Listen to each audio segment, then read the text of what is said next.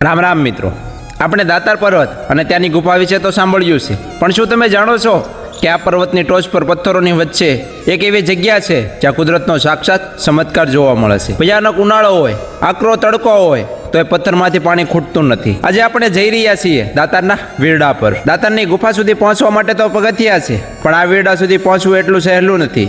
ગુફાથી ઉપર જવા માટે કોઈ પાકા દાદરા નથી। અહીં તમારે પથ્થરોની વચ્ચે સાંકડી કેડી અને ડુંગરાળ રસ્તા પર પગપાળા ચાલવું પડે છે।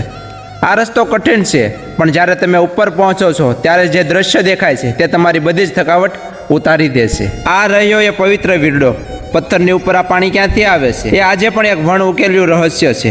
વિજ્ઞાન કદાચ આને ભૂગર્ભ જળ કહે છે, પણ શ્રદ્ધાળુઓ માટે આ દાતાર બાપુનો પરસો છે। આ જગ્યાની ખાસ વાત એ છે, આ જગ્યાનો ઇતિહાસ એ છે કે જે તમને આ વીરડો દેખાય છે ને, આ વીરડામાં ચોમાસું, ઉનાળો, શિયાળો કે ગમે તેવો દુકાળ પડ્યો હોય, આ વીરડામાંથી પાણી ક્યારેય ઓછું થતું નથી।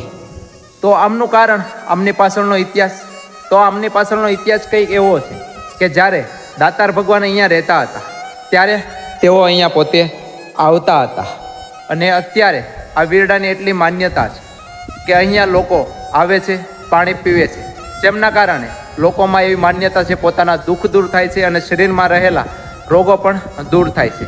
અને આ ઉપરાંત આ જગ્યાની ખાસ વાત એ છે કે અત્યારે આ વીરડામાં તમને થોડુંક જ પાણી દેખાશે, પરંતુ આ વીરડામાં એક સાથે કદાચ 1000, 1 લાખ કે 1 કરોડ વ્યક્તિ પણ પાણી પીશે ને તો પણ આ વીરડામાંથી પાણી ખૂટશે નહીં।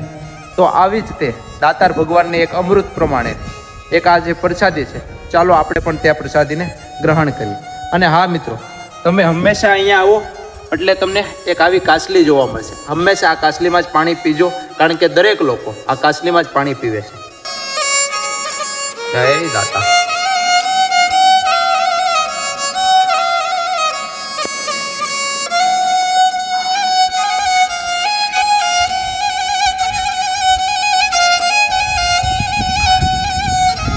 તો મિત્રો, આ હતી દાતાર પર્વતની એક રહસ્યમય જગ્યા। અને હા મિત્રો, તમને આવો જ ઇતિહાસ જાણવાનો રસ હોય અને આમની વધુ માહિતી તમારે જાણવી હોય તો તમે અમારી YouTube ઉપર જઈ અને આમના પૂરા બ્લોગ તમે જોઈ શકો છો।